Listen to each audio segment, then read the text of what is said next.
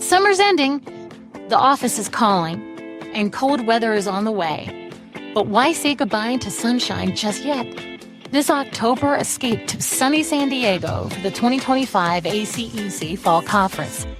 Learn from industry leaders, build powerful connections, spark big ideas under blue skies and palm trees.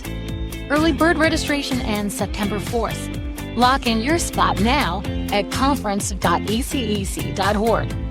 The ACEC Fall Conference, because business is better under the sun.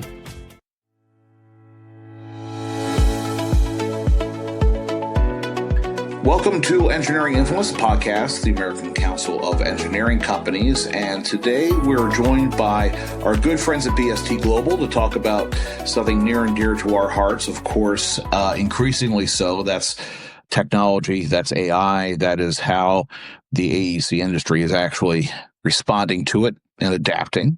And BST recently released the findings of its AI and Data Insights 2025 Global AEC Industry Report. And we're here with Eileen Kennedy. She is the Chief Marketing Officer with BST Global, and to go over some of the findings. So Eileen, welcome back to the program. Thank you for joining us. Thank you for having me, Jeff. I appreciate it. So let's, for our audience, they're familiar, largely familiar with BST Global, especially with the work that you're doing with the ACEC Research Institute on technology, on AI, firm of the future, all these areas. Explain, kind of how you've been working with us as an organization, and then also, how you're approaching this from from the perspective of just, doing the research, trying to figure out where the industry is when it comes to AI and technology and how this study came about. Absolutely. Well, thank you again, Jeff. So honestly, we really wanted to get a clear sense of where AEC firms really are with AI and data. As we all know, there's been a lot of buzz, but we were really curious about what's actually happening inside firms. So what's working, where they're running the challenges, and how these technologies are really starting to shape the way they do business. So we set out to get a real world snapshot of what's working, what's holding firms back, and how AI and data are really changing the game in the AEC space. And we were fortunate enough to have ACEC partner with us on this basically endeavor, and sending out and getting the respondents from ACEC firms. And so we also took the findings of the report, and we even segmented out ACEC findings and then all global findings to do a comparison there as well. Yeah, and we have had Javier, of course, CEO of BST, on a couple of times, talking about AI, its impact on the industry. He's spoken to our groups at fall and conference and annual convention, and there's no question that firms are taking advantage of the technologies. What were some of the initial findings of exactly how firms across the industry are really maximizing AI and how they're implementing it into their, because really the technology is here, right? So at the beginning it was, what are we going to do? How are we going to handle this? Now it's a question of, it's here. How are we actually using it? Great question, Jeff. So there is a lot of excitement. So we found that more than 80% of the respondents believe AI is going to reshape the industry. Most think it will happen really within the next 5 years. However, only 1 in 5 feel truly ready. So really that gap between belief and readiness really stood out to me. A lot of firms are still in the early stages, testing things out. One big takeaway is that firms are seeing success. The firms that are seeing success are the ones that are really linking AI to real business goals. And in turn, they're saving time, they're reducing errors, and they're winning more work. So it really comes down to being more strategic. That's a really interesting point. And it goes down to the idea of really approaching AI methodically and integrating it into your strategic plan, right? And looking at how it's just not a tool that's going to be focused on one area. It's going to have to be really implemented across your business. how is there a breakdown between firm size and how that adoption is? Is there more readiness on the larger firm size with more resources, or is it more democratized across firm size? Interestingly enough, it's pretty even across the industry. We found that firm size doesn't play a massively significant role. I mean, it really comes down to if you have leadership buy-in and if you incorporate that into your strategic plan, those are the firms that are real future ready and focused and starting to see the results regardless of the size of the firm.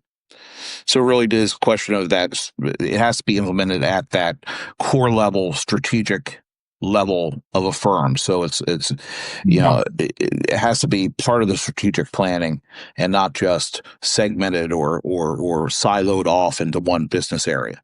That's exactly right. The firms that are have the leadership buy-in, that put it into their plan, that have clear, measurable results that they're looking to achieve. Those are the firms that are moving forward.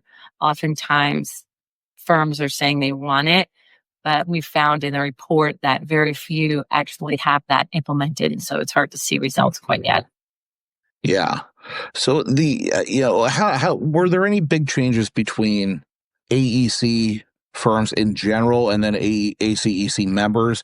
Was anything surprising there about how the breakdown kind of split out? So when we broke down the firms, we noted that we noted that ACEC firms are definitely leaning in. They are 3 times more likely to be ahead of the curve on AI adoption compared to non-member firms. Wow. Yeah, so Wow, that's 3 times. That's significant. yeah, so almost 90% of the ACEC firms say their AI will transform their business model, Right. and most are planning to ramp up the investment within the next year, especially around client-facing solutions. So there was a significant difference. So not necessarily on firm size, but we did see a significant difference in CEC firms. Yeah, it's having that space to actually share the information and have the exposure to different experts on implementing the AI technologies. But that kind of goes in another question related to kind of like looking forward and seeing that, you have, the majority of firms, yes, they do want to implement that is going to transform the industry. Then you said 1 in 5 firms actually feels like they're ready to do it, right? But then you also have the kind of the breakdown of ACEC members being 3 times ready compared to their counterparts in the industry. So looking at what kind of, firms need to really kind of reset, right? I mean, they're at a point right now where you have this big technological push. It's probably the biggest thing from going from the drafting table to computer-aided design, right? And what characteristics are going to set these firms apart, the future ready firms versus the firms that are still kind of trailing? What have you seen both in this survey and your other work that really creates like the model firm? The firm that's going to succeed is going to have these characteristics versus firms that are going to be left behind. Great question. So the firms that are really going to lead the way, they're really the ones that are treating AI like a serious business strategy. So what sets them apart is they're actually putting AI to work where it matters. They're using it to drive outcomes, save time, boost productivity. They're also putting the right safety nets in place, such as strong data governance, clear security protocols, and really a plan for how AI fits into the bigger picture. First and foremost, and just as important, they're making sure their people are ready. So they're giving employees basically room to learn, test, and get comfortable with AI. So it really becomes part of how the organization works. So these are the firms that the firms are there. They aren't tackling AI in a silo, which is what you mentioned earlier. They have leadership support. They're pulling in folks from across the business, finance, operations, marketing, delivery, so on and so forth, because they understand that success comes really from a team effort and not just within a silo. And to that point, I think it's something that I've spoken to Javier about in the past, and that's firm structure. in leadership roles, because to your point, the firms that are going to be successful are pulling across business sectors, but of course you need somebody to coordinate that. Did you ask questions in this survey, or have you done some research related to how many firms might have chief data security officers, how many firms have CIOs, or people who are actually specifically focused on data governance, compliance, the actual work that goes into maintaining security and business operations with AI? So surprisingly enough, Jeff, only about 15% of the firms surveyed have or plan to have a chief data or chief AI officer in their plan. Yeah, and that's one thing which I'm interested in, because it seems like I wonder, it would be interesting to see how our industry is set compared to other industries related to leadership positions that are specifically focused on these things. Because all these questions related to, especially firms that are doing international work, firms that are doing work for government clients, it's all those safeguards that you mentioned, the security, making sure that you're working within a closed loop so you're not feeding models outside with proprietary information. And then also just how you're integrating, because really the success of AI is really going to be based off of how you're using the data that you own to train the model to reach your outcomes. Yeah, and it seems like you would need somebody to coordinate that. That's exactly right. And the biggest disconnect that we really found is seeing it's between vision and execution. And what you were just talking about is execution. We have a lot of leaderships basically saying the right things, such as AI is a top priority. But when you actually look closer and peel it back, it's really not backed by real investment to do the things that you were just saying. So there is still a disconnect in our industry. It would be interesting to see other industries. This report focused strictly on AEC firms only, but it would be interesting to see how other industries are facing the same challenges. And I mean, largely outside of the scope of this survey and outside the scope of a lot of the work that we're doing, it's really focused on the implementation of technology. But outside in the political sphere, I mean, the current administration has made it clear that AI dominance is a major policy provision. And for an industry that is so integrated, or is so important and integrated into American success, infrastructure, building the data centers and doing all this work, there's a lot of opportunity here for the industry to really be a leader. And, everybody focuses on the tech industry and what X is doing or what Meta is doing. But at the end of the day, we have an opportunity to be a leader in this space. We sure do. We sure do. And there's so many things that are moving so fast. And one of the big things is we talked about the strategy. Another huge component is talent. We found in the survey findings too, there's a gap there. So most firms understand that reskilling and upskilling is critical. But again, not many firms have that. So the intent there is really follow through on upskilling, reskilling, understanding that there are some basically new policies coming from the government, but it's super critical for the talent to become upskilled and reskilled fairly quickly, or you will be, I'm sadly left behind. Yeah, and it seems like this is also going to influence that whole project the Institute's working on related to Firm of the Future, right? Because, yes, it is upskilling, it is retraining, but there's an entire class of employee that engineering firms in the past have not had that they're going to have to start investing in. And you're going to have entire new departments who aren't engineers, but they could be computer scientists, they could be AI prompt engineers, different kind of engineering, right? Who are doing this work in conjunction, hand in hand with the engineer. From your strategic standpoint, how do you see that workforce development really evolving over time? I see a lot of upskilling and reskilling, but I also see a lot of the prompt engineers. If I'll give you an example. My son, when I was at his freshman year in orientation last year, the professor, one of the heads of basically the department's computer science department, as a matter of fact, said there's going to be maybe 4 to 6 new degrees by the end of these 4 years developed. There will be prompt engineering all within the computer science. So it really is going to start at the universities, and there's going to be different degrees. And basically, because the needs in these organizations are going to change drastically, we're still going to need engineers, but we're also going to need prompt engineers. We're going to need computer scientists that meld basically the two areas together.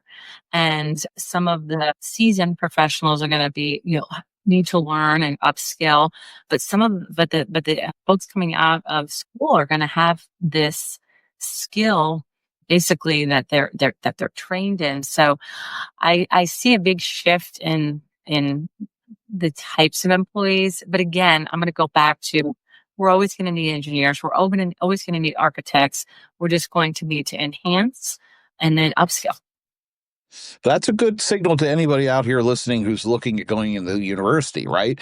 It is if you want to be an engineer and you want to be, a civil engineer, you want to be a structural engineer, absolutely. But think about a minor in computer science. Think about some additional skills that make you more marketable, because the firm of the future is going to require you to use a lot of these different, systems. And if you can show value there, you're just improving your marketability.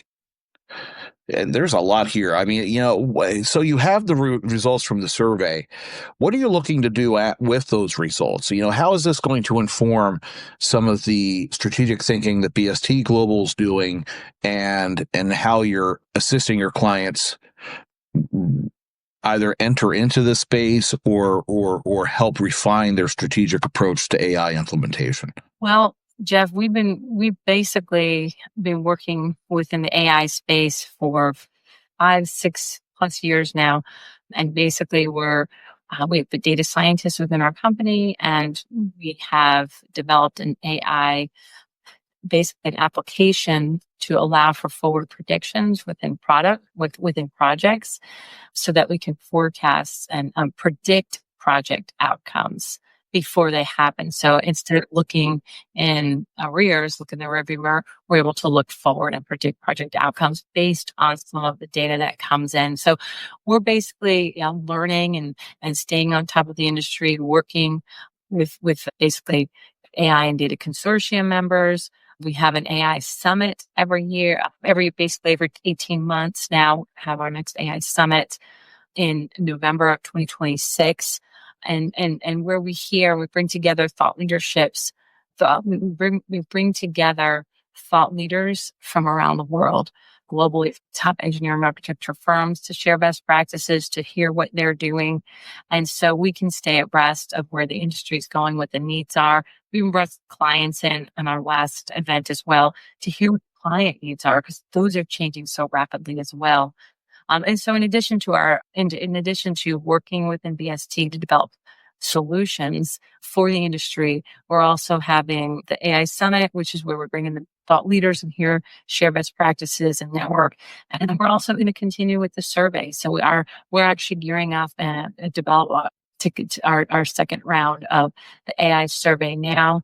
We'll collect the feedback basically this fall, winter, and then we're going to release our next report basically next spring as well, so that we have every year we can start benchmarking and seeing where the industry is going, where they're progressing, and maybe where there's still some needs. That's really important. I think it's great that we now have research, because we've gone from, a couple years ago, seeing this looming storm cloud on the horizon and thinking, how are we going to approach this and what's it going to mean, to now actually having some good hard data on how the industry is actually responding to it, how they're taking advantage of it, and to start providing insights to firm leaders to say that, this is how we should embrace the technology. Because I don't think it's a question of embracing it or not. I think it's a question of using it to the best outcome for your business. There's so many rabbit holes to go down here, because the predictive modeling, for example, I mean, that's significant, because that goes down to that whole area of efficiencies, right? It's being able to actually take your data and say, we're entering into it. Here's the project that we're going to be doing. What's the predictive model of success? What things should we do? What things should we avoid to yield the best outcome? I mean, tools like that are game changers. That's right. It's game changing. Basically, you can see anomalies 30 days out, and you can change basically the outcome of your project by making a change now, knowing what potentially will happen in 30 days, and will change the trajectory of your project. And so we're really excited about that. And it's something that basically it's never been able to, we haven't been able to do that before. Now we have machine learning, and we went through the models. We're able to do that. And firms are really able to gain some efficiency and revenue recognition, really. Yeah, absolutely. And that's going to have an impact on the client side as well. Yes. Once they start realizing these models are being implemented, they're going to change to your point, they're going to change their expectations. And those timetables and schedules are going to alter, because now they're being influenced by predictive modeling. They, on their end, are going to make decisions that are going to impact the project on the engineering side, because they're probably going to be doing their own modeling and saying that, hey, we're going to be developing this large multi-million or possibly billion-dollar project. Mm-hmm. We're going to do our own models to create efficiencies and reduce costs. Yes. So the ripple effects here, if you think that it's just one thing about how do we use a model to create an RFP response, no, it's not that. It is going to have a ripple effect throughout the project delivery timetable and the entire way that engineers are approaching their businesses. That's exactly right. And that's where I know ACEC has done a lot of research with the Research Institute on a lump sum study. I know Javier wrote the forward in that lump study, and I know that's a big conversation with the ACEC. And that is really where the industry needs to really head, because the hour-based, time-based is really scary, because you just sometimes the efficiencies are great, but it's really the value that you're creating. And what's scary too is sometimes the AI isn't perfected yet, and so sometimes the clients can go through and basically use some AI models, and they might not. It could very well not be correct, and so you also have to have some standards, and it's scary what could happen if something isn't exactly right. So we have to be really careful as well. Yeah. And that reinforces what we talked about with having those experts in place to validate and really pay attention, because my own personal experience, my wife's in the legal field, and you have situations where I think recently a judge, and I think it was a federal judge, actually tried to, his clerks wrote an opinion and used AI. It hallucinated case law. It just created case law out of whole cloth and completely undermined a federal judge's decision. We talk about how this is going to change the world and how this is going to have a positive net impact, but we also have to be concerned about the opposite, which is the quality of the information coming out of the models and making sure that you can rely on the information. That's exactly right. Great example of one of the many things that can go wrong. So while we're light years ahead, it goes back to there still, and I believe always will be, a human in the loop. The AI can get us so far. We need to prompt it correctly, and we have to come in after the fact and check and validate and make sure everything is accurate and correct, because a lot of things can go wrong with just one minor error. Yeah. Absolutely. Well, there's a lot of information here. I would really recommend anyone listening here, both ACEC members and not, because the study will definitely impact your business, is to check it out. Eileen, where can people go to learn more about the study, learn more about BST Global and the work that you're doing in the AI space? Absolutely. So if you just go ahead and go to bstglobal.com, you can go into our thought leadership. Basically, you can see information on the AI Summit. You can see AI and data report right in there. AI consortium, you can read about that. And also our Trailblazers podcast. So bstglobal.com for the report. They can just do /AI. You can look at AI and Data Insights Report 2025. But that'll lead you right there if you go to bstglobal.com. So. Great.